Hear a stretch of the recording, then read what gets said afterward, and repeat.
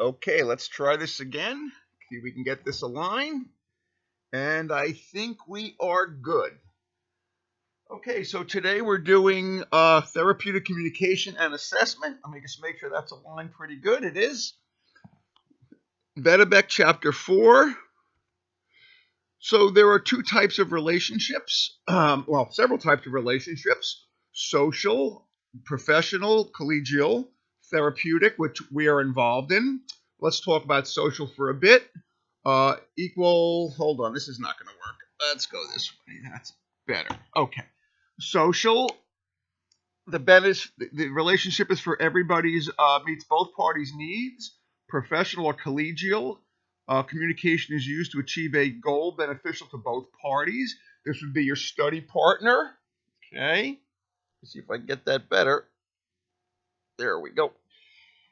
Therapeutic, again, which we are involved in. Clients' needs are met, not healthcare professionals. They are not our therapists. We must remember that. We are there for the client's benefit, not ours.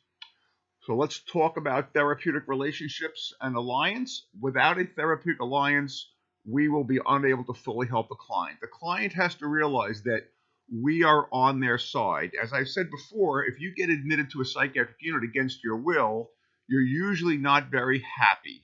So the nurse has to win the patient over to make them realize we're not against them.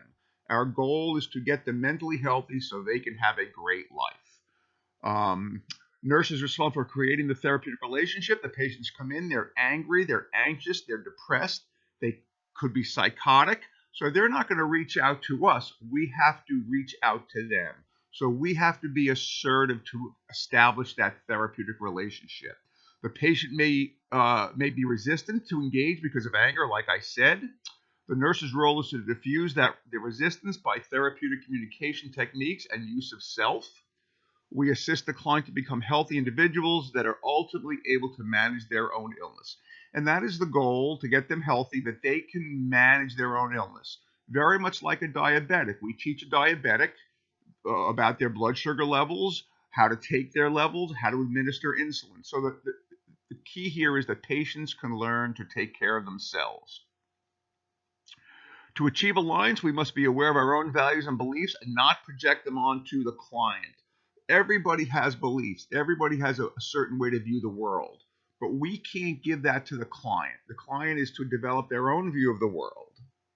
The only time we would step in with this would be if they want to hurt themselves or others, or if they're gravely disabled where their thought process is so not working well that they might harm themselves accidentally.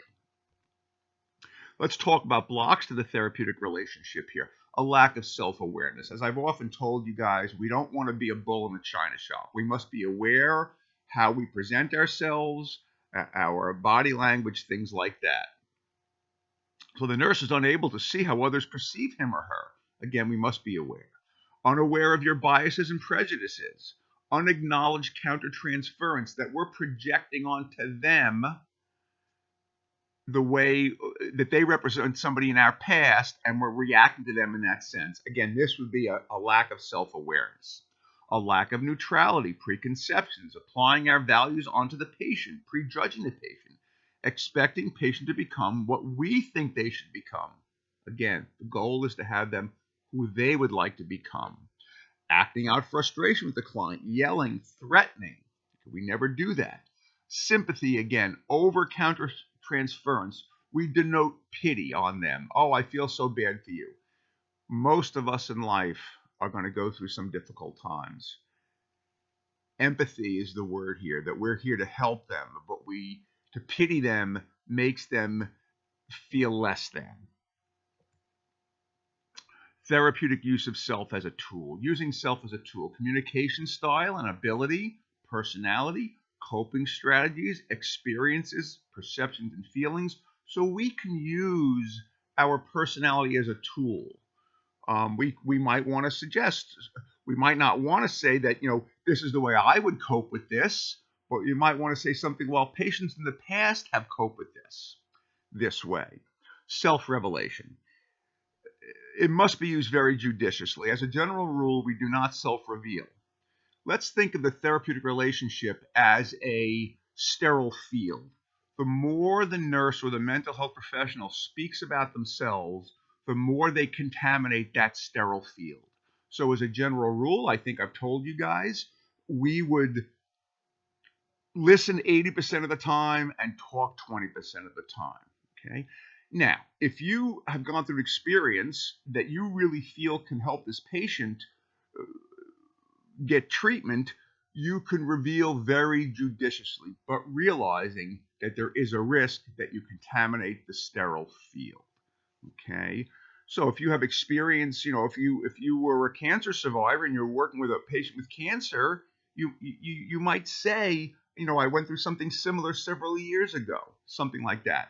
Again, as a general rule, we don't. We can, if we really feel this is what is needed to help this patient get treatment. Let's talk about communication here. Congruent. When communication is congruent, the verbal and nonverbal messages agree. Again, nonverbal is affect, how you present yourself.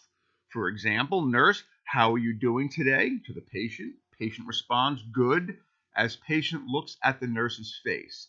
In other words, the verbal, what they're saying verbally, jives with their affect, their facial expression, their nonverbal communication. Incongruent, on the other hand, when verbal and nonverbal messages don't agree, nurse says, how are you today? Patient says, good, as patient looks toward the floor. This, in our culture, eye contact is important in our culture. When we ask somebody how they're doing and they say good, but they gaze downward, that can designate shame or depression. Okay, so what we want to do here is question the patient further in a polite way. Mr. So-and-so, you say you're doing well, but I noticed that you look down to the floor a little bit. Are you sure you're okay? It might be their culture. That's okay. But we do want to get some more data here. Okay, therapeutic communication focuses on the patient assessment and needs. That is the goal here. It is the most powerful tool the psychiatric nurses have. So basically, the tools we have as psych nurses is verbal. Okay, we can assess, the physician orders medication, but our tool is to communicate effectively. It's needed to establish a therapeutic alliance, to assess the patient, to identify patient problems and needs, to assist the patient in problem solving, to educate the patient, to reality orientation, to limit setting. So therapeutic communication is really what the psych nurse does. It is very prone to misinterpretation to clarify statements. I was working at a hospital. There was a patient there who was bipolar. He was there because in the facility that he was at, he stabbed his ex-girlfriend's new boyfriend. Not very good. He was a very large man. And one day a nurse walked in there and he said to the nurse, my heart hurts. Well, she thought he was having a heart attack, got the crash cart, came rushing in with the crash cart, hooked him up to an EKG, and he made it clear, my heart is broken. But when someone says their heart hurts to a nurse, many nurses can think that is a heart attack. Another story, I was working with a bisexual patient who was schizophrenic, and I said to him, I got a phone call at the front desk. The front desk, phone call for Mike. I went to the front desk, answered the phone call, whatever it was, came back, and I said, I didn't mean to blow you off. And he looked at me in such a way that I realized that he was misinterpreting what I was saying. I will leave that up to you to solve that little verbiage there. Okay, so we have to be very careful that we don't use statements or words that can be misinterpreted. People that are psychotic tend to take things more literally. They have a difficulty in thinking abstractly. So again, we want to make sure there's minimal room for misinterpretation. When trying to assess mental status, use abstract or open-ended questions. For example, an open-ended question would be, how do you feel today? Or how are you doing today? An open-ended question allows the person to free associate. As they free associate, that's a Freudian technique to let the person kind of ramble from thought to thought. We can get over time a theme of what that person's thinking about. Okay? We can also ask them something like, if the person that we ask them, how do you feel today? And they say, I feel with my hands, we know they are thinking concretely, or have a significantly low IQ, which doesn't give them the ability to think abstractly. Another way to assess abstract thinking is to give them a little scenario. A rolling stone gathers no moss, or something like people in glass houses should not throw stones. Well, if I ask most of you, people in glasses shouldn't throw stones, you would say something like, the way I interpret it is, if you can dish it out, if you can't take it, don't dish it out. In other words, if you can't take sarcasm, don't be sarcastic to others. Okay, so we can give them certain scenarios and ask them how they interpret that. That's a way to assess abstract thinking. When educating, try and use concrete phrases. Okay, if unsure if message has been received, have the patient rephrase the message. Question the patient further. Have them restate the message. Okay, so when educating, we want to make things very clear and concrete. When we want to assess, we might use abstract questions to allow the person to interpret it and see where they go with that interpretation. Let's talk about factors affecting communication. Certainly in the environment. The environment should be conducive to the task at hand. Excuse me. When interviewing or asking personal questions, we should be in a private area. Okay. When, again, I've said before, if I were to give you an exam, we want to give that exam in a quiet area where you're going to function optimally. So the environment should be conducive to the task. Factors of fact communication continued. Context. If a patient is asked out of the blue, the patient may not understand the question or may respond inaccurately. For example, I'm going to kill you can be a true threat or can be said in jest. It depends on the context. Attitude. The way the interviewer presents him or herself can affect the way the patient responds. If a nurse rolls his or her eyes when asking a patient about how much he drinks, the patient may not reveal that he uses other substances. So again, the nurse must be aware of how they come across. We want to come across warm and not judgmental. Let's talk about developmental age. We must communicate at the appropriate age level. The average reading level of a person in the hospital is 8th grade. We have to realize that we cannot talk nursing lingo, medical lingo. We must bring it down to their level, okay? And that's why in some cases a nurse might be a better communicator or educator about a medical issue than a physician, because if the physician is talking medical lingo, the patient might not understand that. We wouldn't use the same words when teaching a 6-year-old about an illness as we would a 22-year-old. Okay, we have to think, what is the age? How do they comprehend things? A weak handshake from an adult male may indicate low self-esteem, but from a 5-year-old would be a normal sign of humility. We wouldn't expect a 5-year-old to give me a strong handshake. The younger people have some humility. Let's talk about nonverbal communication. Eye contact. Eye contact in Western culture indicates interest. In the Asian culture, it may indicate intimidation. So we have to be very careful. And what we can do here is we can mirror the affect of the patient back to them. If they are looking downward, we might want to gaze downward. Of course, we don't want to intimidate our patient. Posture. Poor posture may indicate depression. Poor posture might indicate a side effect of the antipsychotics, because we know that antipsychotics block dopamine. Dopamine has to do with muscle tone. If your muscle tone is decreased, you might have decreased posture. Facial expressions. Again, they can vary depending upon the culture. People around the Mediterranean, warmer climates, tend to be more expressive, more demonstrative. People of northern climates tend to be a little more reserved. Okay? Most humans are experts on reading facial emotions. The human being facial emotions are somewhat clear. My dog, who is now deceased, really had one or two facial emotions: excitation, maybe sadness when he did something wrong. I'd come in the house and he'd be looking down with his tail between his legs and his ears down. Humans, on the other hand, have an expansive array of facial emotions. So humans are experts at that. You may not realize it, but you really are. If you say something wrong, you will know it by the patient's facial expressions. If you say something inappropriate, or you didn't mean to say it, but the patient interprets it a certain way, they might look downward, or you might see them flinch, something like that. What do? You simply apologize and say, I didn't mean to upset you. Although sometimes in treatment, a patient may get upset because in therapy, they're talking about things that they haven't wanted to talk about. Okay, in fact, one of the analogies of psychotherapy is unpeeling an onion. What do you do when you unpeel an onion? You cry. Okay, and that may be part of the getting well process. But predominantly, we're going to leave that up to the therapists, okay, the psychotherapists.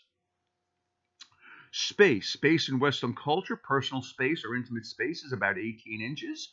People with bipolar disorder or schizophrenia may have problems with these spatial boundaries. They may get right up in your face, not realizing that it's a little too close for comfort. In fact, I will tell you that I took the students over to a hospital.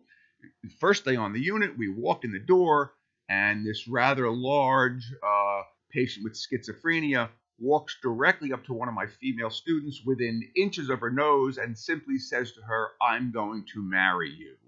Well, she was quite intimidated. I could tell this person wasn't violent. Eventually, you get a feel for this. I told the patient, "Mr. So-and-so, why don't you come here? We'll talk a little bit. I'm orienting my patients to the unit, but maybe when they get settled in, this nursing student can talk to you." Well, I got the nursing student aside, and she was quite nervous. I told her, I said, "I don't think this patient is violent at all." I said, "But you can really help him." And she said, "But how?" I said, "He really doesn't know how to interact with somebody he's attracted to. You wouldn't ask somebody to marry them on the first date."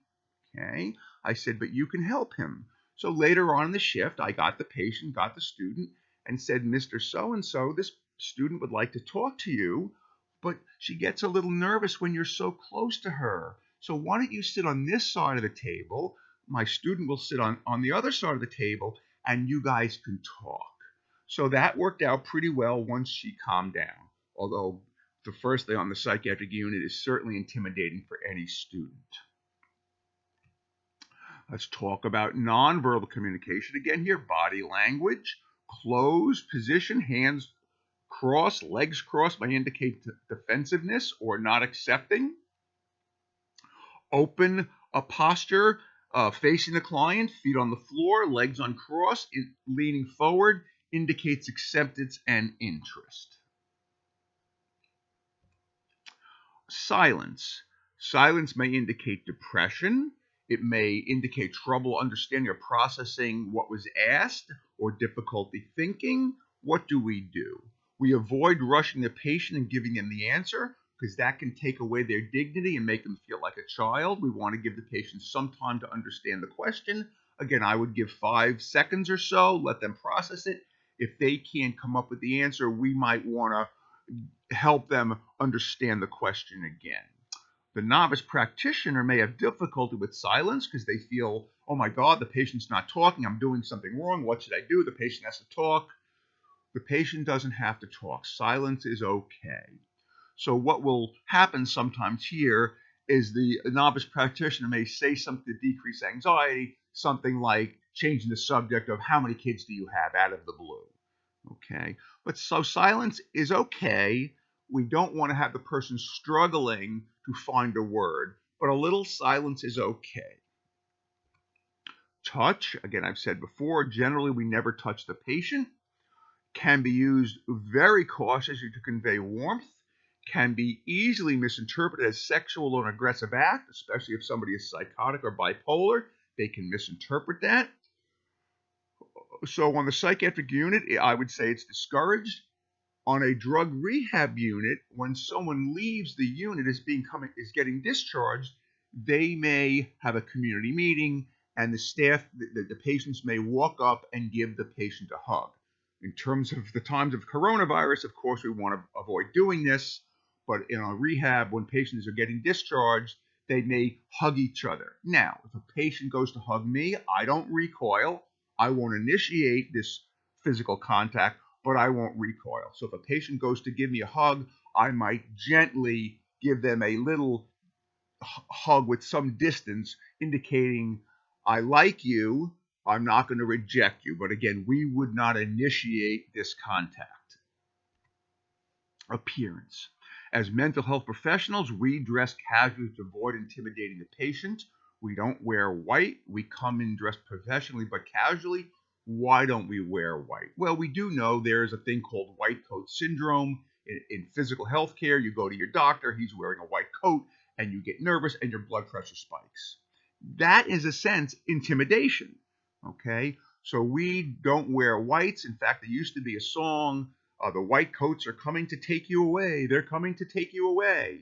In yesteryear, maybe 60, 70 years ago, yes, people would come in the community with white coats and bring you to the psychiatric unit. So again, we dress casually but neatly. This is a little mnemonic here to remember how to work with a client. S sits squarely. Solar is the mnemonic here. S sits squarely facing the client. Open posture. Lean forward. Eye contact intermittently, directed away. Occasionally, we want to avoid staring at the client or glaring at the client. We want to relax, as restlessness can indicate a lack of interest or anxiety. So that's a little mnemonic you can remember. Let's talk about stages of the therapeutic relationship. And some books have many more stages than this. We're just going to work with the 3 basic stages. The orientation stage, this is the beginning of any relationship. It could be a group relationship, a therapeutic relationship, a girlfriend-boyfriend relationship. So the orientation stage, in this case, the nurse engages patient in the relationship, the therapeutic relationship. The nurse takes the initiative to develop a therapeutic alliance, provides boundaries in the relationship. In other words, letting the patient know this is a therapeutic relationship. It is not social. I'm here to help get you well. I'm not here for social interaction, something like that. Now, the patient may very well feel over time that they're emoting and talking about all their inner feelings, and they may, somewhat normally, may feel this person is hearing my inner thoughts and is not rejecting me. I really like this patient. So they may come to a point where they begin to see this as social and possibly sexual, of course, and we have to let them know this is a therapeutic relationship. I'm here to help you get well. It is not a social one. So we may have to remind the patient several times. One thing you can do, if you're married, certainly wear your wedding ring. If you're not married, you could put a wedding ring on. If the patient continues to persist with that, one of the techniques I have said is you can say you're married to a police officer, and that usually sets the person saying, okay, I'm not going to continue with this drive for a social sexual relationship here. Okay? So the orientation phase is really setting the parameters and the boundaries of the relationship. The working phase. This is where the work gets done to get the patient well. The nurse helps the patient identify problems and guides the patient toward the desired solution. Okay, a very simple way to do this is to sit down with the patient, have the patient make a list of problems, of their perceived problems. We might not see it as a problem, but to them it's a problem, and have the nurse offer solutions. Okay, I've had patients say, I don't want to be in this hospital. I don't like being here. My response to that is a good sign. You should not want to be here. You should want to be living your life, and our goal is to get you well so you can do that. The termination phase, this is coming toward the end of the relationship. Client is getting well. We can summarize the gains, what's been achieved. We can talk about future work that needs to be done. because not everything can be done in the hospital. Really, the hospital is just the beginning process of the patient getting well. Getting well is a journey. It is constant. All people, all human beings, I hope, are on a journey to become better people. It might not involve mental health therapy. It might involve your spouse working things out, looking at someone else's point of view. Okay? So the termination phase is, again, summarizing the gains we made, reviewing meds, talking about future goals that might be achieved. And the termination phase actually begins in the orientation phase. The person may get admitted to the hospital or come into therapy, and we may say, in the hospital, you'll probably be here for maybe two or 3 weeks. The first couple of days might be uneasy. You're getting used to the unit. As you settle in, you'll feel better. If you're going to therapy, to a private therapist, the therapist might say something like, your insurance company approves 8 visits or 12 visits. So we can expect that if you come once a week, in 2 or 3 months, we will be winding this down. So it's preparing. The orientation phase is preparing the person for the termination or resolution phase. Let's talk about therapeutic communication responding techniques. Active listening. We're sitting down and we're actually listening. It communicates interest to the patient. Accepting, an appropriate greeting. Hi there, my name is Mike. I'm a nursing student here today. How are you, Mr. So-and-so? We can nod our head to indicate interest. Things like that. Broad opening, again, are open-ended questions. Again, it allows the client to lead the conversation, can give much data as to what the patient is thinking. And this was the basis of Freudian therapy, having the patient lay on the couch, not facing the therapist, and just free associate, saying whatever comes to your mind. Eventually what happens is the trained therapist will identify a theme in that person's life. A typical theme, it might go something like this. The patient has been in therapy now, for 1 or 2 months, and the therapist might say something like, Mr. So-and-so, you've been coming here for, once a week here for several months, and I've noticed that many of your verbalizations seem to indicate that you feel inferior to other people. And the patient might say, gee, I never thought about that. I guess you're right, doctor.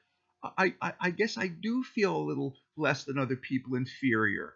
And of course, the Freudian therapist might say, let's talk about your childhood experiences, because much of that inferior theme comes from our childhood experiences and also our genetics. So we can actually say that the lens we view the world is through our genetics, and then it gets interpreted through our genetics over time, and that can create a theme. So once again, it is an interaction between genetics and the environment. Our personalities are an interaction of our genetics with predominantly our childhood environment. Freud said that our basic personality was created by age 6, and I agree with that. Not that we can't alter it through therapy to some degree. Exploring, delving further into a subject. Tell me more about this, Mr. So-and-so. Again, identifying themes. I spoke about that a few minutes ago. Every human being has a theme. A very common theme is inferiority. For a manic person, it might be superiority or grandiosity, things like that. Focusing, concentrating on a single point, honing in on a single point. Formulating a plan, helping patient develop a plan to deal with a problem or behaviors. Giving information, the nurse's name. My name is Mike. How are you, Mr. So-and-so? Or educating the patient. We are educators. Nurses are educators. Every patient in the hospital has a knowledge deficit. Unless you're a psychiatrist being treated for a mental disorder, you have a knowledge deficit.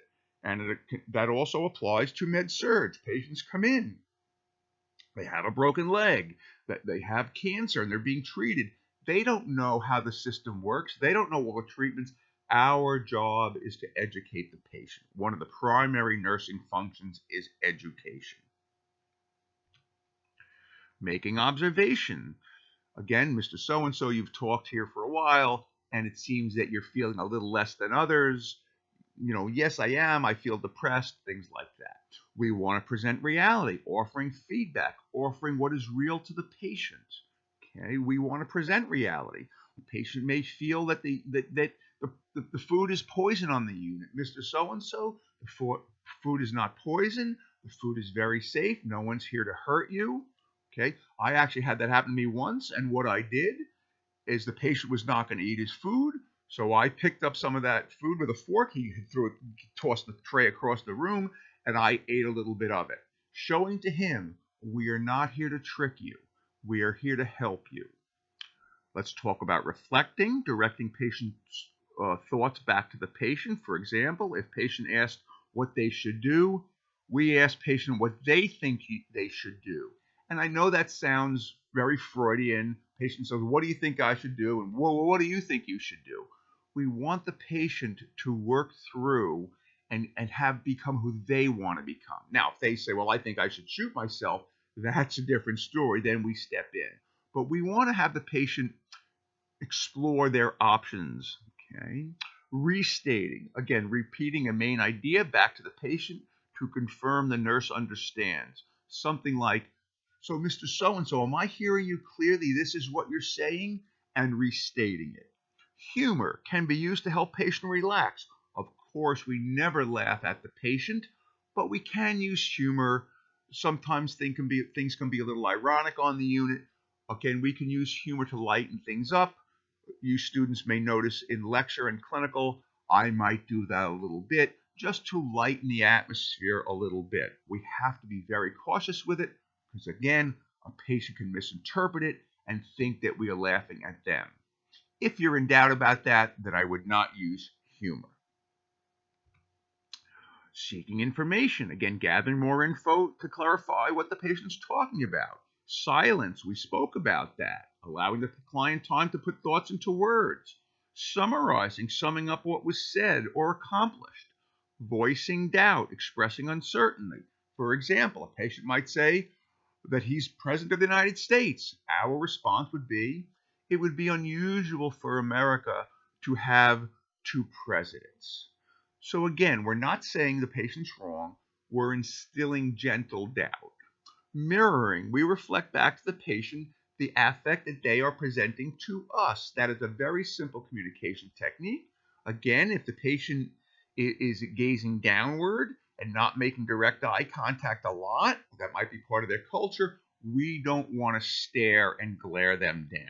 So we mimic what they are, mirror what they are showing us.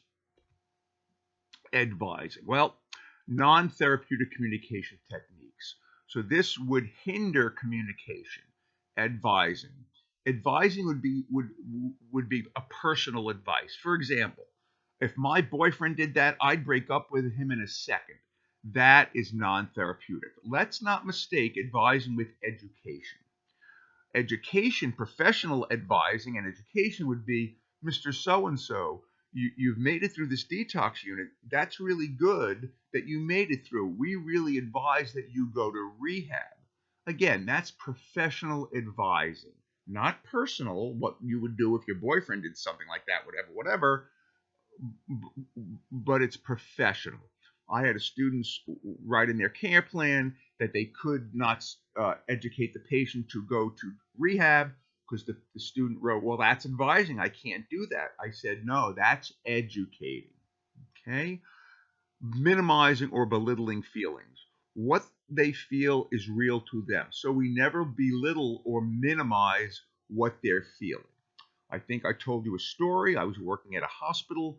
A patient is pacing the unit, looking very worried, pacing, nervous. I said, Mr. So-and-so, are you okay? Oh, no, he tells me, I'm going to prison. I said, well, what happened? Why are you going to prison? And he said to me, I don't have health insurance. Since I got depressed, I lost my job. And if I can't pay my hospital bill, they're going to put me in prison. I told him, Now, we could minimize that and say, no, you're not. Don't worry about it. I said to him, you're not going to go to prison. Some people don't have insurance. You're not going to go to prison. What will probably happen is the social worker will get you on Medicaid or get you some funding to pay this hospital bill. Okay? So we let him know that I don't just dismiss him. His worry is real to him. We don't just say, don't worry about it. Okay, challenging. With demanding proof or an explanation of behavior. Why are you doing this? You're not President of the United States. Don't be ridiculous. We don't challenge the patient. Okay? Prove to me that you're president, and why did you do that? We avoid doing that. Back to why. We avoid asking why. Asking why to a patient is demanding an answer why they did something. Remember, mental disorders are not logical. Okay, they're not logical, these disorders. So we don't want to challenge a patient and ask why. As an example here, you're rushing to get into to school and your 2-year-old spills the milk and you say, why did you spill the milk? You're acting out in frustration. So asking why can be an indication of frustration. Disagreeing or disapproving of patient or his ideas. Once again, they don't have to defend their ideas. If they are psychotic and believing that they're the President of the United States or that they're Jesus Christ, okay, that's where they're at now. We don't show direct disapproval of that. We can instill gentle doubt, but not direct disapproval. Approving. We can give mild approval for a good decision, but we should avoid excessive approval as this could foster dependency on the nurse. So if a patient, once again, is in detox and they decide to go to rehab, we can say that's a good decision going to rehab. That'll help you stay sober. Rehab will give you the tools to stay sober. Okay? But we don't want to give excessive approval because ultimately we want the patient to be able to make their decisions on their own. In terms of a child looks for approval from their parent. But as a child gets older, they should not need this approval from their parents to make decisions. A 35-year-old person should not have to go back to their parents to ask for approval to buy a car or go to school. Certainly a child is looking for that. But as an adult, they should be able to make those decisions on their own. Asking why, I addressed this a few seconds ago. Patients do not have to defend their actions or the way they feel, or for that matter, their thoughts. Interpreting. Interpreting really is a Freudian technique. Your dream really means this and this. We don't do that. We'll allow the Freudian therapist to do that. So telling the client what we think the hidden meaning of his or thoughts or actions or dreams are. We don't do that. Again, we'll leave that up to the Freudian therapist. That would be a non-therapeutic communication technique. Changing the topic, usually done because the nurse is anxious about a current topic. For example, the patient is emoting about something, the patient starts to cry, the nursing student thinks they did something wrong, and they change the subject because they think that the patient crying indicates that that they did something wrong. Once again, they say that psychotherapy, the analogy here is peeling an onion. When you peel an onion, you tend to cry. Okay? So we want to avoid changing the subject. Now, if the patient changes the subject, that could be a form of resistance because we're getting close to something that is upsetting to them. Again, nurses, we're not trained to do psychotherapy. We might want to refer if we notice when they're talking about their father or their childhood or trauma, they get upset and maybe start to cry. We can say, if you would like, we can get a psychologist here or a social worker to speak to you. Or maybe you can bring this up in your therapeutic group in rehab. Again, during conversation, patient begins to cry, and I just spoke about that. Probing and grilling a patient. We don't want to probe. Probing and grilling is persistent questioning about a topic. We are not here to solve a crime. Okay, policemen might do that. Where were you? What happened?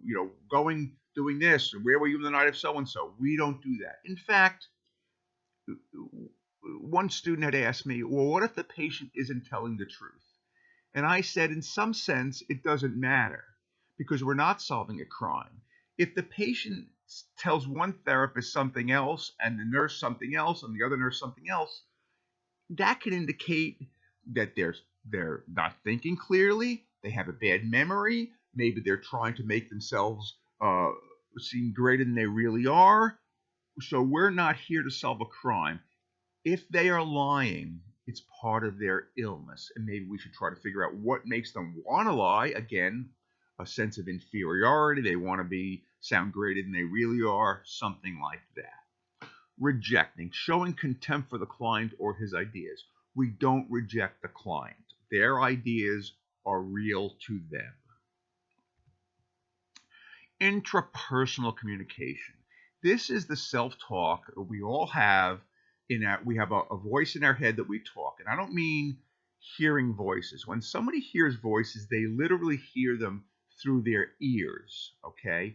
All of us have a voice inside of our head where we can talk to ourselves. So self-talk, or our internal voice, is a very good indicator of how one feels about oneself and others. If internal voice is constantly saying negative things, such as you're a failure, the person probably has low self-esteem, possibly depression, or maybe schizophrenia. On the other hand, if that voice is saying you're the greatest, you're the greatest, you're the greatest, the person might have bipolar disorder or narcissistic personality disorder. Okay. Internal voice also indicates how one feels about others. If you are working with a substance abuser and the voice in your head is always saying they are such jerks, I hate these patients, I say to you, you either need to see someone, i.e. a therapist, and explore this, or you need to find another place to work. And I know I say this about substance abusers because I have found that there's a lot of countertransference going on from nurses and mental health professionals onto addicts. And what that indicates to me is the nurse or the therapist that has this countertransference against the patient, it indicates to me that this nurse or mental health professional may have been traumatized by an addict or an alcoholic in the past, probably in childhood. Again, that's a lack of neutrality. Summary of therapeutic communication. Most important part of psych nursing, okay? Nonverbal communication is just as important as verbal communication. Messages from the nurse must be clear, take into account culture and emotional age when communicating. Communication is for the patient's benefit, not ours. Communication is used to identify and help patients to make a plan to solve problems. Patient behavior is an indication of needs. This is very, very important. If a patient is acting aggressively and angry, there's probably a need that's not being met. Our job is to find out what that need is. If we can meet that need, we should. Maybe a patient is feeling that no one's paying attention to them. Well, if that's the case, we need to pay attention to that patient. Maybe sit down with them for 15 or 20 minutes and hear them out and validate what they're feeling. Sometimes we get busy and patients feel that we don't have time for them. All we do is paperwork. Like I've said, I would say out of every hour, we should be on the floor 15 or 20 minutes just to interact with the patient to show that we're interested in them. Okay. The voice in our head indicates how we feel about the client. Very, very important. We should not be working in an area where the voice in our head is saying, I don't like these patients. I don't like these patients. Again, you need to go to therapy to figure it out why you have that voice or find another place to work. Okay, so let's talk about changing subjects a little bit here. Let's talk about mental health and nursing assessment. We use the same nursing process in psych as we use in med-surg. Assessment, we gather data, That data points to a nursing diagnosis. The nursing diagnosis points to a desired outcome or a goal, what we want to achieve. The interventions is how we're going to achieve that goal. And the evaluation, which tends to be the more complicated part of the process, evaluates, is the process working? Is the care plan that we've developed for this patient getting the patient toward our goal? Let's give an example here. Risk for suicide is the diagnosis. The patient has attempted suicide. Someone in his family committed suicide. He has a plan. The nursing diagnosis here is going to be a risk for suicide. The goal here is going to be the patient will not commit suicide. We must have an outcome, a time frame. 7 days might be good. Patient will not commit suicide over the next 7 days, because usually after 7 days, they're settling down a little bit. Interventions, what are we going to do to prevent this patient from committing suicide? Search their possessions for sharps and other contraband, put them in a bed close to the nurse's station, administer antidepressants, things like that. Well, God forbid, if that patient did harm themselves, we would go to the evaluation column and look back and evaluate the nursing process and see what went wrong. How did the person get their hand on a razor blade? Something like that. Okay, so the evaluation column here, area here, is evaluating, is the process working? Okay, data obtained through observation, listening to the patient, mental status assessment, and nursing assessment. So as I said before, in mental health care, we are handicapped. We have no lab values, we have no x-rays, we have no MRIs to indicate illness. The only thing we have is what the patient says and what we observe, or maybe what the family member what the family member has observed and their data giving us. But in general, mental health care, most of our data is subjective. It's what the patient says. Subjective data is unverifiable. On the other hand, objective data is verifiable. Vital signs, an x-ray, an MRI. In other words, you can see it clearly and replicate it. Like I've said, lab values are of minimal use in mental health care. Really, the only lab values that are important to us: lithium level, a Clozaril with white blood cell count. Depakote has a level also. I believe it's 50 to 150. But in most cases, a blood level of a medication, a psychiatric medication, does not correspond to patient response. And that can be due to the patient has receptors that are not receiving their neurotransmitters. So the medication level in your blood might be a certain level, but your receptors aren't reacting to it. And this is the case in type 2 diabetes. You have an appropriate insulin level, but your receptors are not reacting to that insulin that you have. Mental health assessment in general. Assessment is the first step in nursing and medical diagnosis process. Once again, we don't know where to focus our interventions. For that matter, we don't know what interventions to use without data. We must collect data first. Assessment should be done in a private but safe place, so we don't want to be asking questions to patients in a public area. On the other hand, we don't want to be in a secluded area. We don't know this patient. They just got in the hospital. Okay, so we want to be in an area that is not in the middle of everything, off to the side, maybe in a patient's room where they're on the bed and we are in a chair right by the door. There should be ample time for the assessment to be done. The patient should not feel rushed. The nurse should appear confident, relaxed, and friendly. Again, if we come in with a negative attitude, the patient is not going to be forthcoming with their information because they're going to feel that we're judging them. Psychiatric nurses have to appear warm and friendly. The relationship between us and the patient is never, ever adversarial. Just as the patient between a teacher and a student should never be adversarial. Questions should progress from non-personal to more personal. Okay, we would not ask if someone does heroin or cocaine as our first question. We're going to ask those questions, personal questions, more toward the end of the interview. We ask one question at a time. We avoid multi-pronged questions, one clear question at a time. Friends and family members can be asked a description of behavior. Some of you may think, well, what about HIPAA?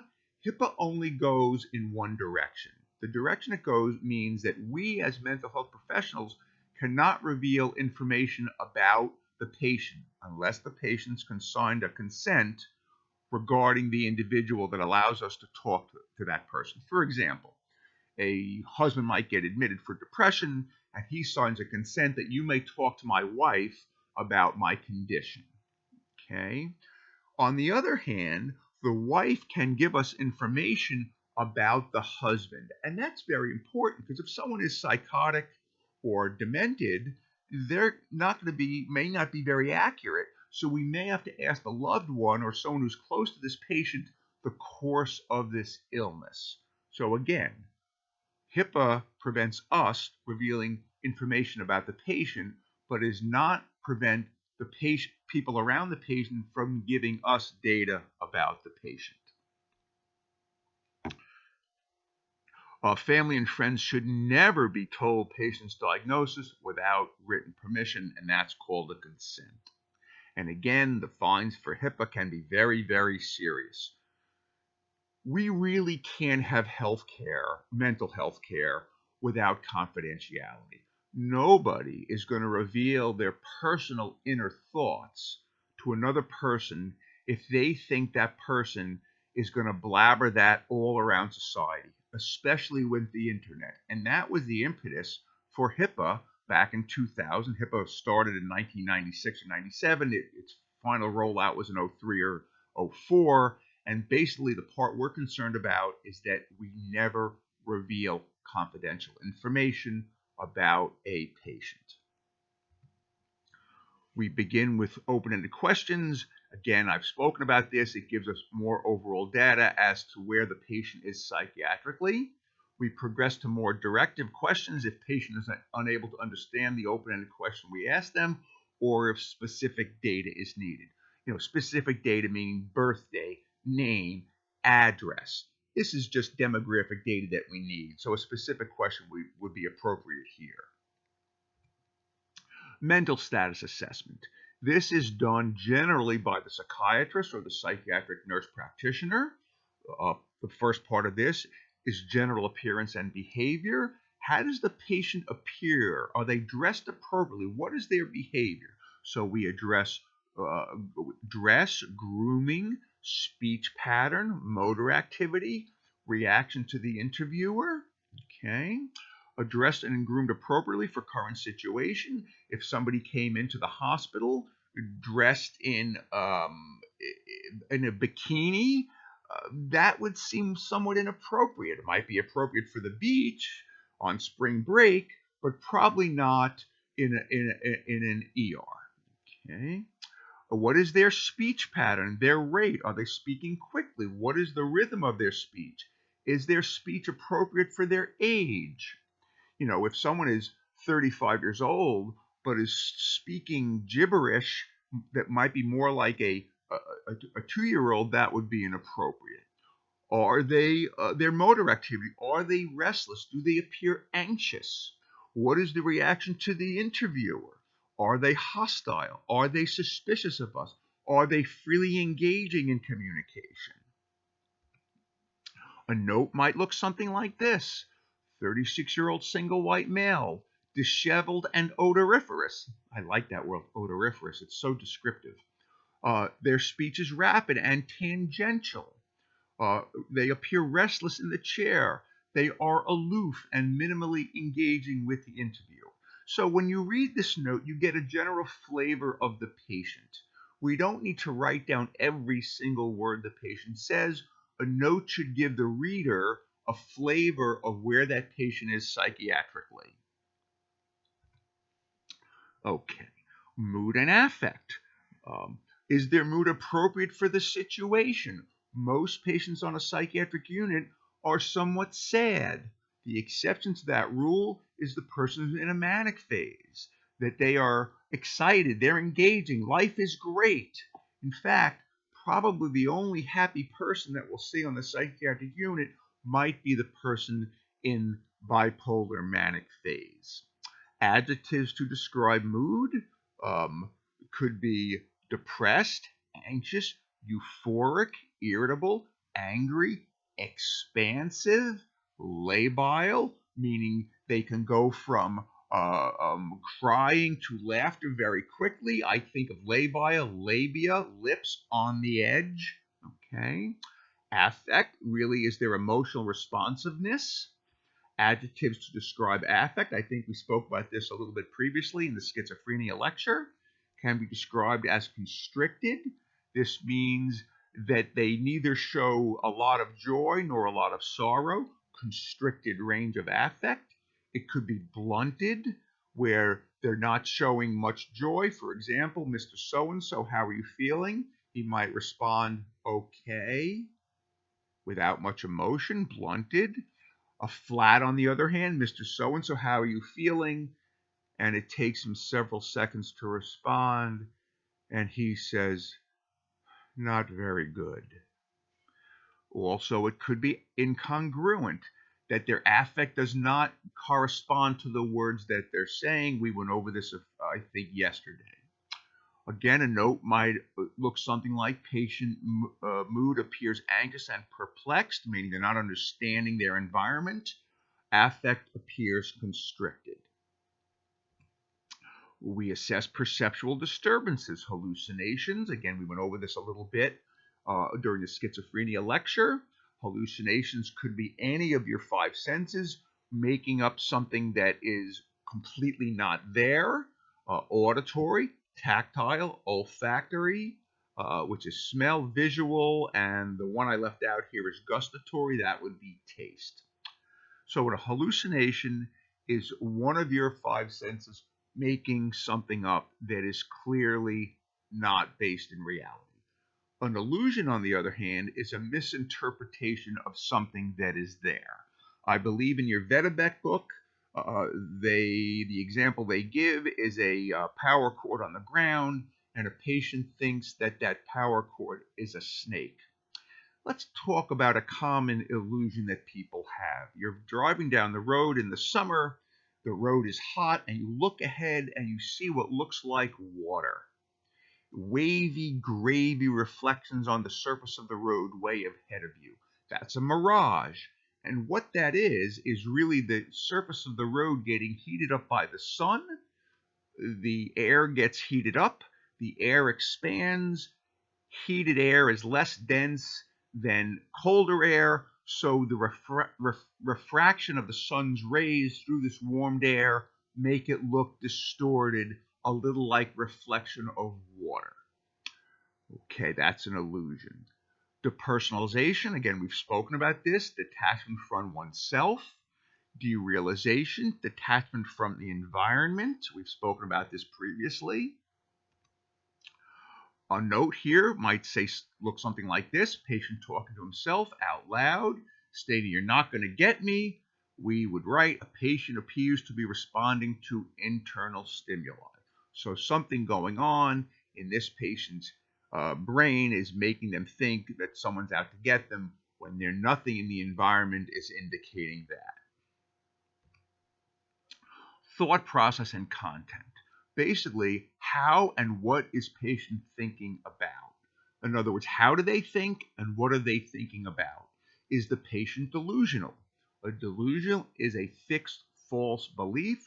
This is the voice in the patient's head, not hearing voices, but the voice in the patient's head that is telling them something that is not real. So a delusion is a fixed false belief. It's a belief that's not based in reality. Circumstantial, this is a time when the patient, you ask them a question and they talk around the question you ask them, eventually getting to it, but it takes them a long time. Circumnavigate the globe, around. FOI, flight of ideas. These are verbalizations of unrelated topics. Okay, they jump from thought to thought to thought to thought. And this is not only of the mentally ill, this is what probably makes mentally ill people so creative. Well, I say that because I was thinking of a comedian. A comedian can jump from thought to thought to thought, and we say, my God, how did he get from that? How did he connect from there to there and there to there? That's so funny. As it turns out, about 50% of the major artists have a mental disorder. Much of that time, it's bipolar. And I've said in the past, mild forms of mental disorders can actually be somewhat beneficial. I'm talking mild forms, probably subdiagnosable, subclinical. Mild mania gives people a lot of energy. It gives people creativity. Okay, so again, mental disorders is not always in mild forms might be beneficial. Okay, but flight of ideas is you're jumping from one idea to the next to the next to the next. Another thing we want to assess for is IOR, ideas of reference. We ask the patient, do they feel that anything in their environment is giving them special messages? For example, an example here would be David Berkowitz, the 44 caliber killer. Many of you weren't alive when he was around. He's in prison. Okay. He felt the dog next door. The dog's name was Sam, and he wrote his notes taunting the police, son of Sam. He felt that Sam, the dog, was giving him special messages, ideas of reference, referring to him. LOA, looseness of association, very similar to flight of ideas. They one thought to the next with little connection. Our mind works, as Freud described it, by free association. For example, you're driving to school and you see a black cat run in front of your car, and your mind quickly goes back to when your grandfather died and your grandmother wore black. That's free association. There is some logical connection in your thoughts. Looseness of association is there's minimal logical connection between your thoughts. The connection is loose. This is somewhat common in schizophrenia and bipolar disorder. Tangential, you ask the patient a question, or the patient is talking about something, and they go off on a tangent without necessarily returning to the original conversation. Thought broadcasting, the patient may believe that others can hear or know their thoughts, that their thoughts are being broadcast. Thought insertion, believe others are putting thoughts into the patient's head. They may think that you put a thought in their head. Thought withdrawal, belief someone is stealing one's thoughts.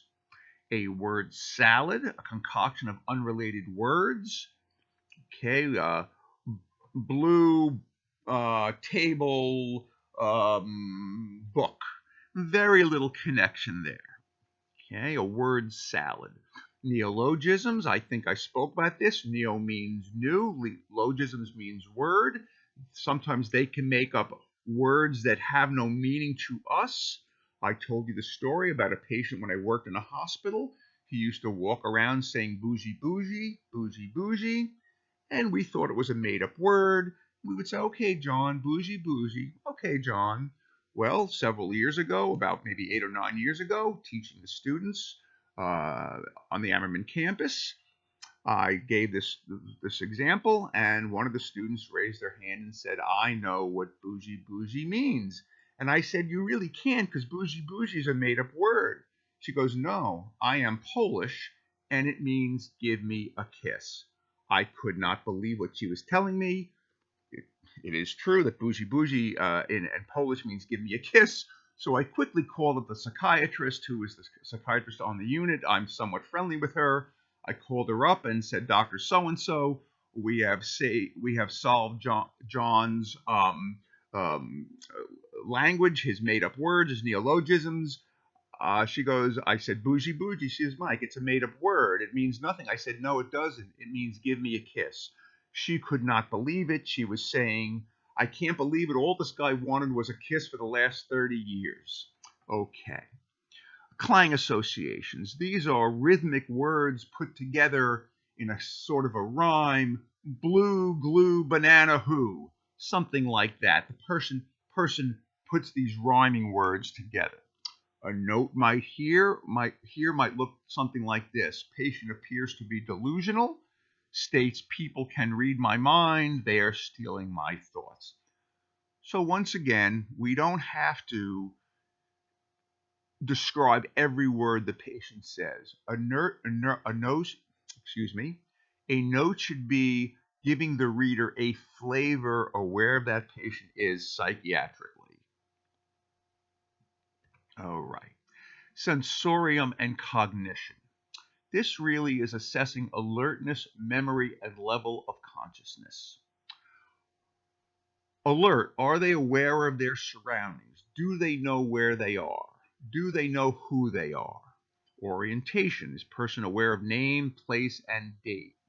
Memory, we can ask them, do you know what you had for breakfast? Do you know what your mother's maiden name was? That would be remote memory. As it turns out, recent memory tends to decrease before remote memory. So some of us can remember our parents' maiden name, our mother's maiden name, but we might not remember what we had for breakfast. Concentration, we've talked about this a little bit. We can ask them, what is 100 minus 7? 93, what is 93 minus 7, so on and so forth. We're really testing the ability of the patient to concentrate. I'm going to take a pause right now. I'll be back in about 2 minutes. I have to get a drink of water.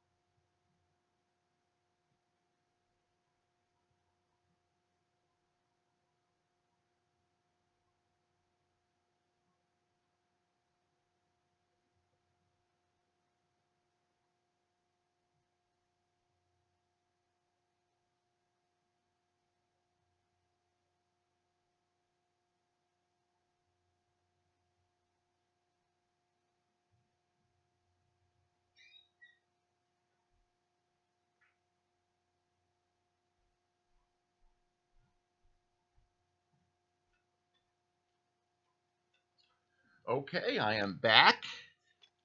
Got myself some seltzer. Let me take a quick drink. Okay, where were we here? Oh, so we just finished up with concentration, and the way we assess that is by doing serial subtractions. You might remember that we also did that on the SIWA protocol. SIWA protocol is used to assess alcohol withdrawal symptoms, and we assess the patient's ability to concentrate. Abstract, concrete thinking, and intelligence. Again, we can use a proverb, ask the patient what that means. I addressed this, I think, yesterday also. We might ask them, what does it mean, the statement, people in glass houses shouldn't throw stones? Again, I interpret that as, if you can't take sarcasm, don't be sarcastic. Someone with schizophrenia or some form of psychosis might say, gee, if you have a glass house, you shouldn't throw rocks at the windows. That would be a rather concrete, non-abstract way of interpreting this statement. A note might look something like this. Patient A and O times 2. If they are not A and O times 3, we have to specify what they are disoriented about. Patient A and O times 2, in parentheses, unsure of date by 8 calendar days. Remote and recent memory intact. Able to complete one serial subtraction, indicating that they're not concentrating very well. Unable to interpret proverb. So that gives the reader of this note a general flavor of where this person is psychiatrically. Let's talk about judgment and insight. Can person evaluate situations and understand the consequences? We give the patient a scenario and see how they will respond to it. If you found a stamped addressed envelope underneath a public mailbox, what would you do with it?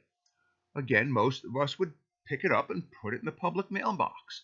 Somebody who's manic might look at the address and run it to the patient's house.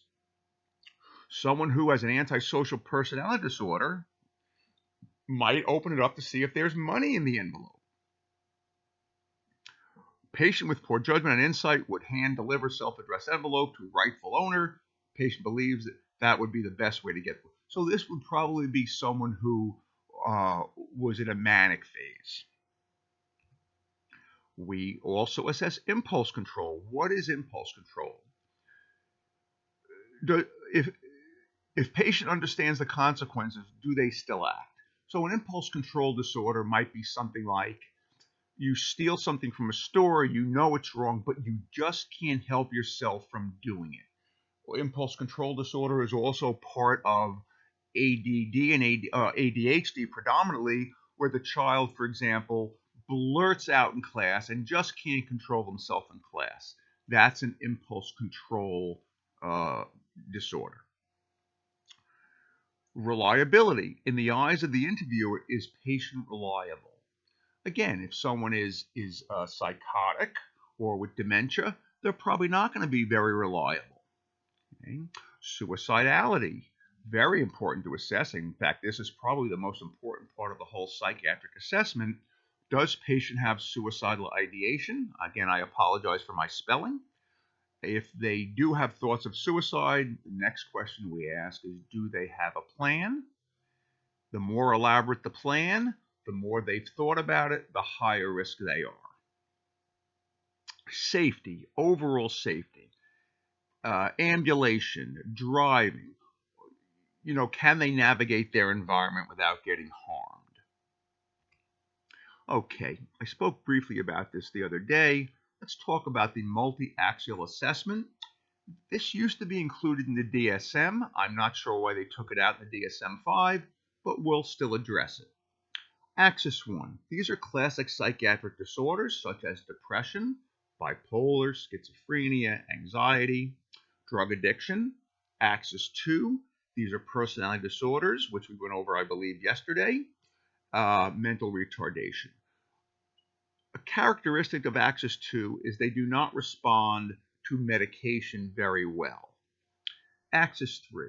Medical conditions. This could be asthma, diabetes, cancer, something medical. Axis 4, these are psychosocial stressors or environmental problems, going through a divorce, nursing school is a psychosocial stressor, things like that. Axis 5, or GAF, standing for Global Assessment Functioning, on a scale of 1 to 100. How does this person function? Most of us function around 80 or so. Someone who needs to be admitted to a hospital, who's not getting out of bed, who's very depressed or very psychotic, unable to take care of themselves, might get admitted at a level of about 35 or 40. What I have noticed, as the patient approaches 60, 65, 70, and the doctor feels that they're heading in the right direction toward mental health, they might get discharged, feeling that they're going to get better even after they leave. So multi-axial assessment. It is generally the job of the MD or LIP to do the psychiatric evaluation, but we as nurses, psychiatric nurses, should be familiar with it and other tools of psychiatry. We as psych nurses must be able to speak and understand the psychiatric language. Much of nursing school is learning the language, the medical language. And psychiatric, there is a specific psychiatric language that you will learn during this course. Conclusion. Assessment is the second most important part of psychiatric nursing. The most important part is the therapeutic alliance. We have or must have or do assessment before we can move forward. Again, without data, we don't know where to do our interventions. Without good data, we will not know what to focus on. Okay, I want to thank you. I will be posting these in a day or two. Hang in there. We're all in this together. Feel free to send me any email questions that you might have. Let's see if I can undo this.